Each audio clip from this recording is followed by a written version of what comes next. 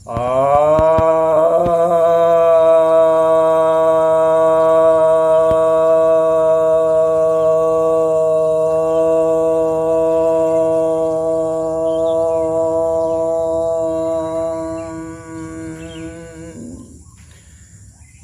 भक्तजनों को सप्रेम नमन। अब तो आज मैं आपके समक्ष पथरी रोग से जो गुर्दे में हो जाता है और जो पित्त में भी हो जाता है, तो इससे बचने का जो योगोपचार है वह मैं बताने जा रहा हूँ। पथरी के पीछे कारण जो है हमारे जो जीवन शैली है वह है, इसलिए कितने लोग ऑपरेशन कराते हैं, पुनः वो पथरी हो जाती है। जो लोग अत्यधिक मांस, मछली, अंडा या दूध का सेवन करते हैं या टमाटर और पालक का सेवन करते हैं या अत्यधिक तनाव में रहते हैं और जो कम पानी पीते हैं, तो उनको यह समस्या आती है। पानी की कमी सबसे महत्वपूर्ण है इसमें। और जो काफ़ी सेडेंट्री लाइफ स्टाइल जिनका है, यानी जो स्थिर होकर के एक ही जगह बैठे बैठे बहुत ज़्यादा जो काम करते हैं और जो देर तक जागते हैं, तो एक ही जगह बैठना बहुत खतरनाक है। इसके लिए एक पथरी बन जाती है और देर तक जागते हैं और तनावग्रस्त जिनका जीवन होता है, अत्यधिक चिंता में जो रहते हैं, उनके लिए ये समस्या बन जाती है। तो इन चीज़ों से बच के रहें। और जिनकी निद्रा भी कम आती है, जो कम सोते हैं, तो उनके लिए ये सब बहुत बड़ी समस्या है। तो देखिए, योगोपचार मैं बतलाने जा रहा हूँ। तो पहले आपको बताता हूँ हलासन।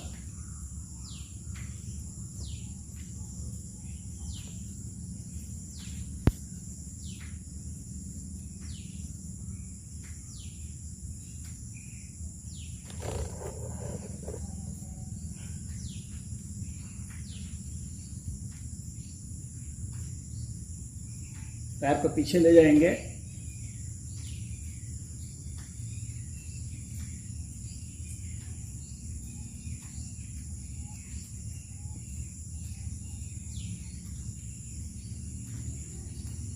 तीन मिनट तक रहेंगे। फिर सर्पासन, दोनों हाथों को मिला लेंगे, कमर को नीचे दबाएंगे, सिर को ऊपर उठाएंगे।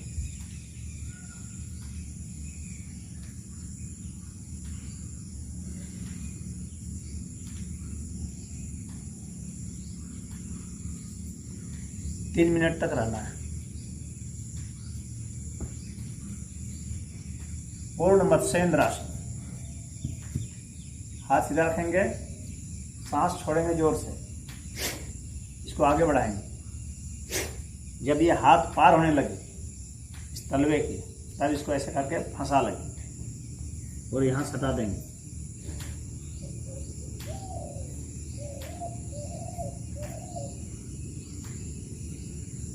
धनुरासन,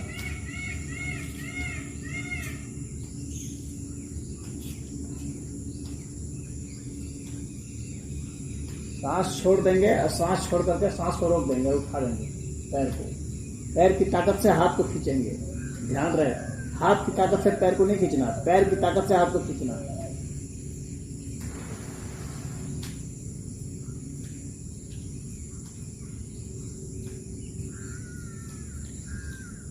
तीन मिनट तक करेंगे। फिर है हिंडोलासन। जैसे धनुरासन किया था उसी तरह करके इसको आगे पीछे झूलना है।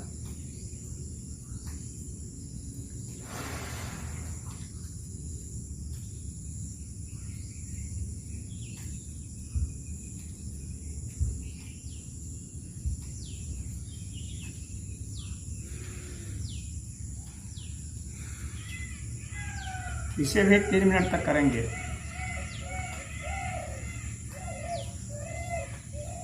अब है मत्स्येंद्रासन। एक खड़ा कर देंगे पैर को, इसको पकड़ लेंगे, दूसरे हाथ से घुटना को पार कर देंगे, फिर इस हाथ से जांघ पर स्पर्श कराएंगे, उल्टी दिशा में देखेंगे।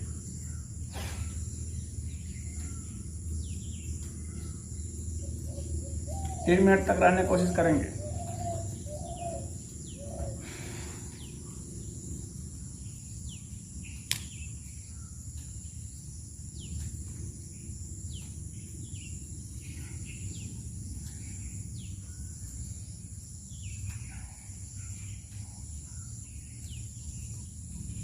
अब इसके बाद पद्मनाभ्यासन,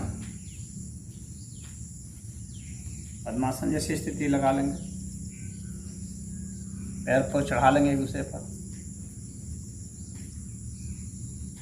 लेट जाएंगे और हाथ को नाभि पर रखेंगे और उसी की ताकत से दोनों तरफ के हिस्से को उठा देंगे। यानी सिर्फ नाभि का हिस्सा, यानी ये हाथ जो है सटा रहे जमीन पर। सांस छोड़ करके सांस को रोक देंगे और जब सामान्य हो जाएंगे तब फिर थोड़े थोड़े सांस लेते रहेंगे।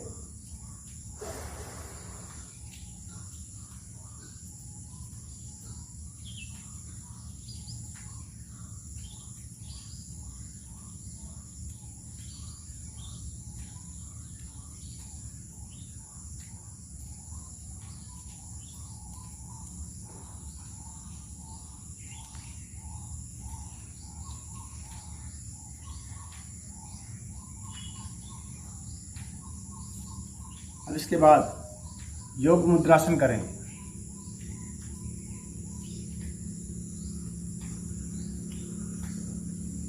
दोनों पैरों को चढ़ा लिए, हाथ पीछे कर लेंगे, सांस छोड़ते हुए आगे की ओर झुकेंगे।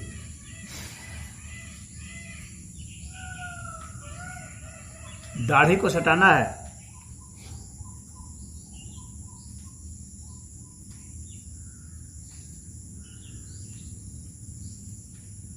तीन मिनट तक रहने की कोशिश करनी है। अब प्राणासन करेंगे। इसको एड़ी को नाभि में रख देंगे, इसको खड़ा रखेंगे और इस पैर को यहाँ ले आएंगे, सटा देंगे इससे।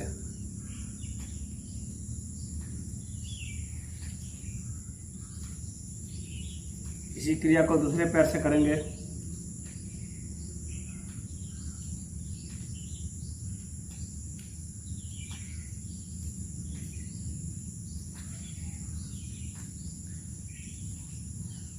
अब नाभि हस्त शलभासन करेंगे। दोनों हाथों को नाभि पर रख लेंगे और कमर से दोनों पैरों को ऊपर उठा देंगे और घुटना मुड़ना नहीं चाहिए और जांघ सहित और हाथ की ताकत से उठाएंगे।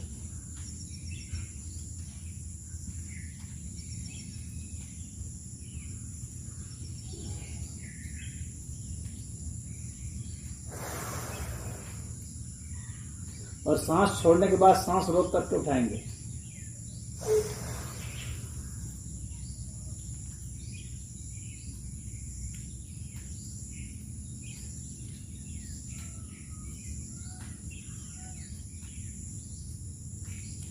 जब वहां स्थिर हो जाएंगे तो सांस लेते रहेंगे, छोड़ते रहेंगे।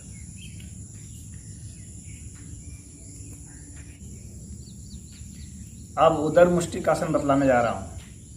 इन दोनों अंगूठों को घुसा दें नाभि में, जितना पीछे ले जा सकते हैं, और ये जो मुट्ठी है इससे आपको इधर दबा देना है, जितना आप दबा सकते हैं। और सांस छोड़ते हुए आगे झुकेंगे और कोशिश करेंगे कि यहाँ पर ज़मीन पर सटा दें, अपना सर सटा दें, या नाक सटा सकते हैं या दाढ़ी सटा सकते हैं। और जब ये घुस जाए भीतर तो आपको करना क्या है कि कि ये इन दोनों ओंठों को वहाँ नाभि में घुमाना ऐसे ऐसे गोल गोल गोल गोल, और फिर विपरीत दिशा में ऐसे ऐसे, और सब सांस रोक के ही होगा। यानी सांस छोड़ करके सांस रोकना, उसी में ये करना है। और ऐसा ऐसा आपको कम से कम 5 बार करना है। वैसे 11 बार सही है, लेकिन आप शुरुआत में 5 बार कीजिए, धीरे धीरे बढ़ा के 11 बार तक ले जाए।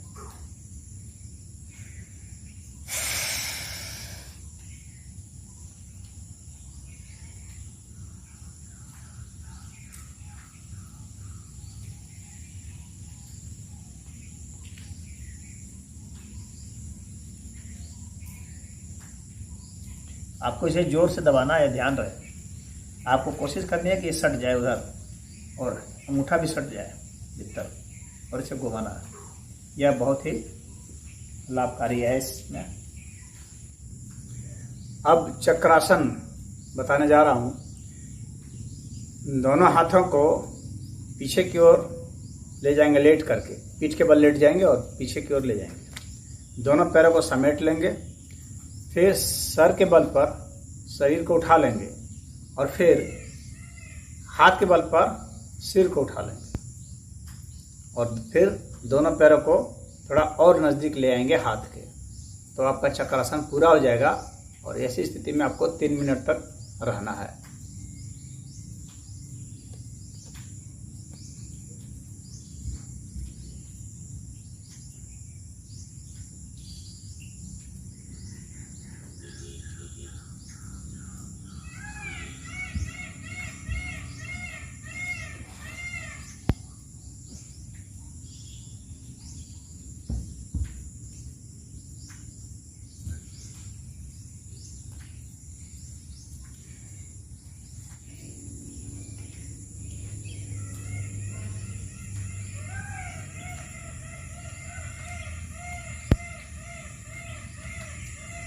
अब उष्ट्रासन करेंगे। दोनों घुटने के बल पर खड़े हो जाएंगे,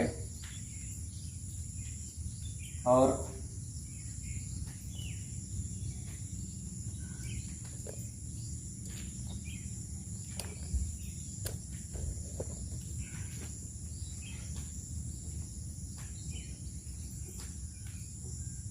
इसको पकड़ लेंगे। इस हाथ से इधर को पकड़ लेंगे, इस हाथ से इधर को पकड़ लेंगे।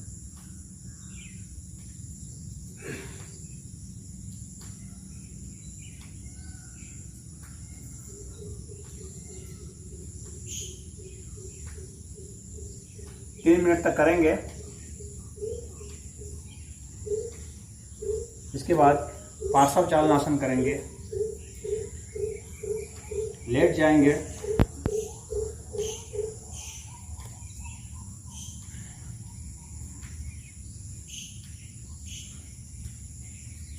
दोनों हाथ फैला लेंगे, और उसके बाद पैर उठा लेंगे, और दोनों हाथों में से स्पर्श कराएंगे, बाईं ओर फिर दाईं ओर। सिर स्थिर रहेगा और हाथ उठना नहीं चाहिए ऊपर।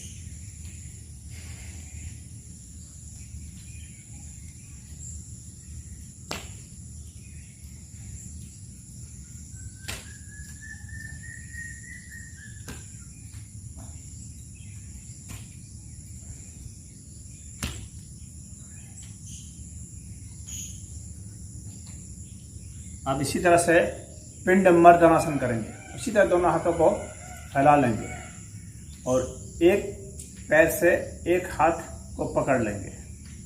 मतलब हाथ से पैर को पकड़ लेना है, और पैर के इस हिस्से को पकड़ना है, अंगूठा तलवा का हिस्से को। उसके बाद फिर विपरीत करेंगे, यानी दूसरे पैर से उल्टी दिशा में।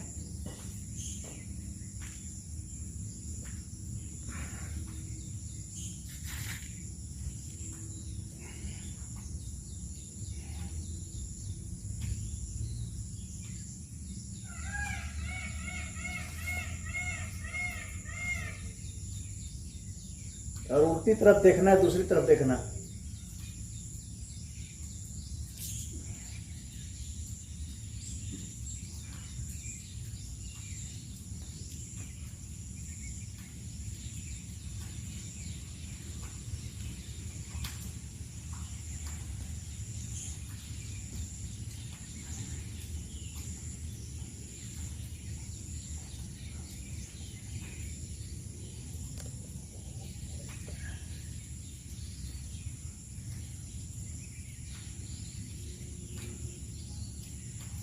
अब आपको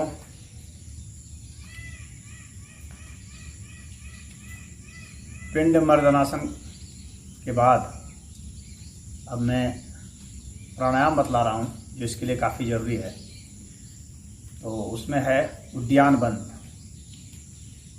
तो यह बंद है, तो सांस को बाहर निकाल देते हैं और रोक देते हैं सांस को, यानी कुंभक करते हैं, और फिर पेट को ढीला छोड़ देते हैं और हवा की शक्ति से उसे ऊपर खींच लेते हैं पेट को।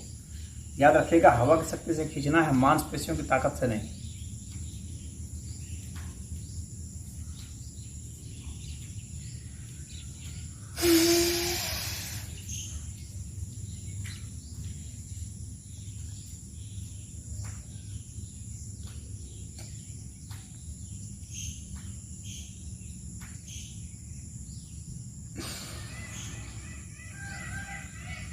ऐसा आप 11 बार करेंगे। इसके बाद है अग्निसार प्राणायाम। इसी तरह से सांस को बाहर निकालेंगे, सांस को रोक देंगे और पेट को ऊपर ले जाएंगे, फिर ढीला छोड़ देंगे, ऊपर ले जाएंगे, ढीला छोड़ देंगे। एक सांस रोक करके एक बार में आप जितनी बार कर सकते हैं ऊपर नीचे उतनी बार करना है, और वैसा 11 बार आपको करना है।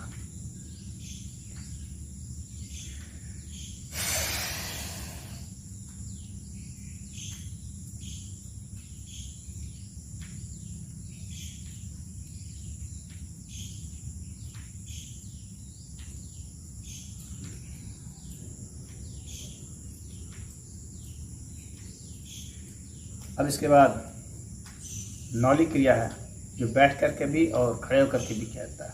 खड़े होकर के करना आसान है, तो पहले मैं आपको खड़े होकर के ही बता देता हूँ, आप उसे करें आसान वाला।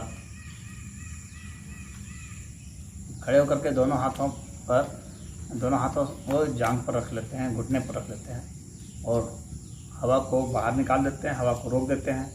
और रोकने के बाद उसको भीतर सक्शन की तरह इवैक्यूएट करके और तब उसे घुमाते हैं, मांसपेशियों को दम लगाते हैं। इसमें कमर का भी आपको सहयोग लेना है।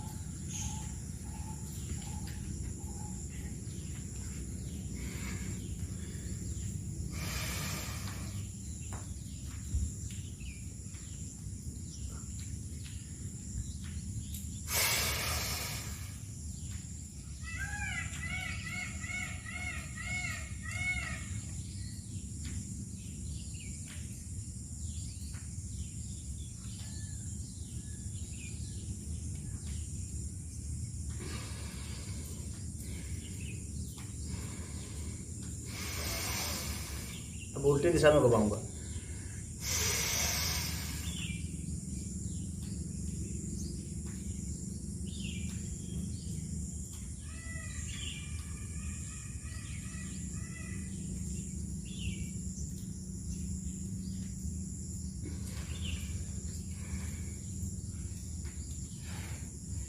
ऐसा 5 बार आपको करना है।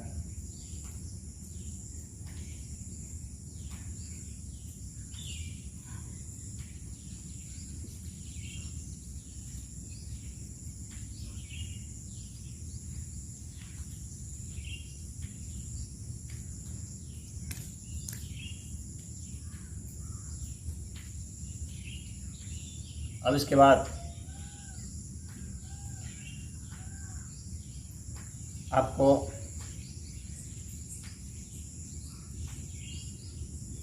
कपालभाति प्राणायाम बतलाने जा रहा हूँ, जिसमें कि आपको झटके से सांस को बाहर फेंकना होता है। तो किसी भी ध्यान आसन पर बैठ जाएंगे और उसके बाद नाभि की शक्ति से आपको सांस को बाहर निकालना है। सिर्फ बाहर निकालना है, हवा खुद ब खुद भरेगी।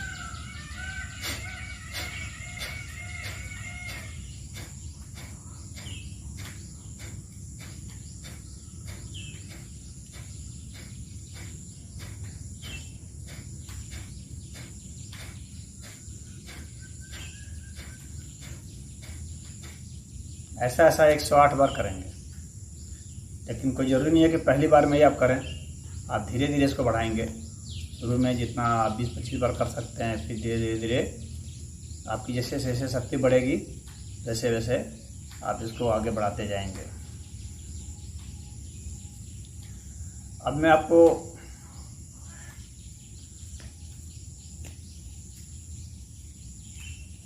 यह बताना चाहता हूँ कि किस तरह से आप कुछ देसी जो औषधियाँ हैं उसका सेवन करके इसमें लाभ ले सकते हैं। तो पहले तो आप यह कीजिए कि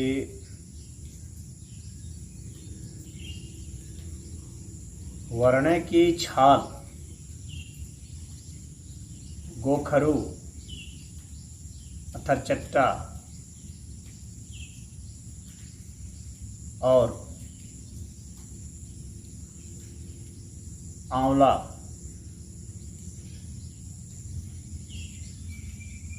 इनकी चटनी बना लें और प्रतिदिन आदत रखें इसे खाने की। और संगज राहत भस्म और कौड़ी भस्म को नींबू में डुबा दें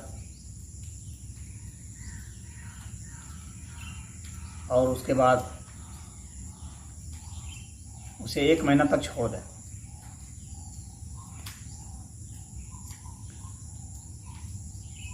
जब 1 महीना हो जाए तब उसे छान लें।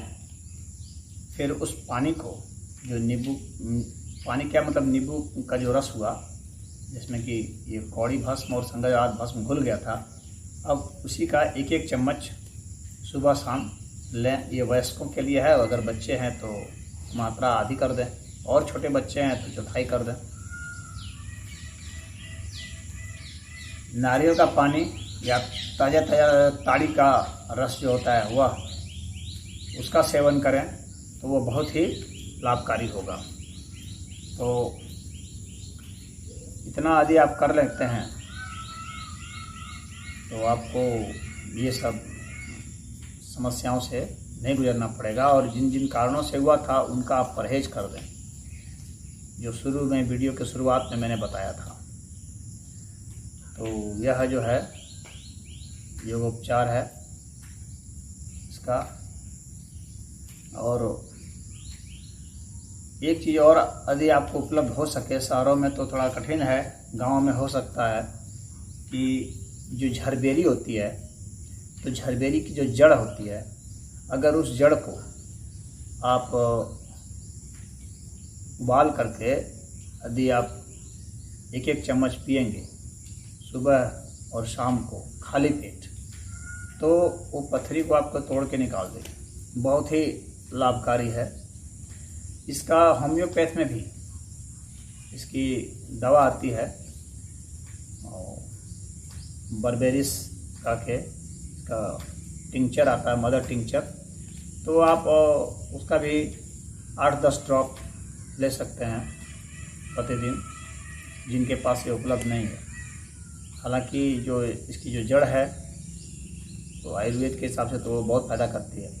तो मदर टिंचर भी जो बर्बेरिस का है वह भी लाभ करता है, तो आप उसका भी सेवन कर सकते हैं। और कुल्थी की दाल आप जो है बराबर अपने रख लीजिए कि बराबर उस दाल का सेवन करना है। बहुत बढ़िया दाल है। उसको जैसे उबालते हैं, अन्य दाल को बनाते समय जैसे पकाते हैं, उसी तरह से पकाएं। थोड़ा सा ज़्यादा समय लगता है लेकिन बहुत ही आपको फ़ायदा पहुंचाएगा।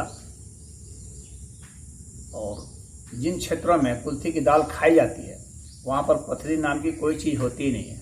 पथरी, एक भी केस पथरी का नहीं मिलता है।